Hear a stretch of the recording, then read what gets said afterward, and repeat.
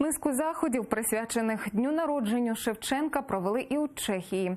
9 березня виповнилося 205 років з дня народження поета, письменника, художника, борця за права людини Тараса Шевченка. Мета акції – привернути якнайбільше уваги до української культури. Софія Абляєва продовжить. Це будівля, де майже 1,5 століття тому вийшло перше нецензуроване видання «Кобзаря» – найпопулярнішої книги Шевченка, яка пройшла складний шлях до читача, бо в імперській Росії була під забороною. Тепер про це нагадує ось ця пам'ятна дошка. Посол України у Чехії прикріплює до неї вінок на честь 205-ї річниці з дня народження Тараса Шевченка. Що, у нас Шевченківський день починається? 10 років тому на Празькій площі Кінських встановили 2-метровий пам'ятник Шевченкові. Тут пройшли урочистості з нагоди його дня народження.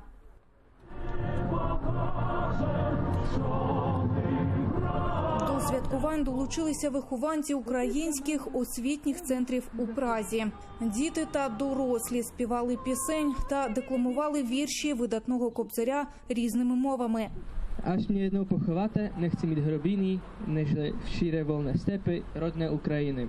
В його філософії закладена мудрість. Мудрість не того минулого століття, яке було, а мудрість навіть сучасного століття, сучасних подій в Україні.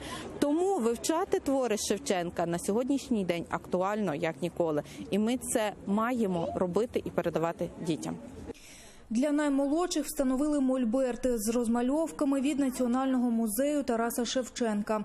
Діти могли самі домалювати портрет Кобзаря чи хату, де минуло його дитинство. У такий спосіб, розповідає посол України у Чехії, намагаються привернути якнайбільше уваги до української культури та її найвизначнішому символу.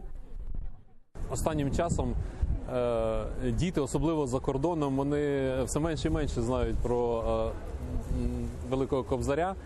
І ми вирішили їм наблизити Шевченка, зробивши такий конкурс малюнків. Мені здається, що дуже-дуже важливо дітям доступними для них засобами доносити інформацію про Тараса Шевченка.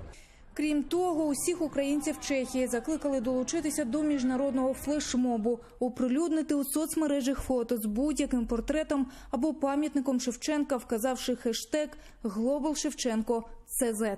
Софія Абляєва, Дмитро Суспільний з Праги для Zaman АТР.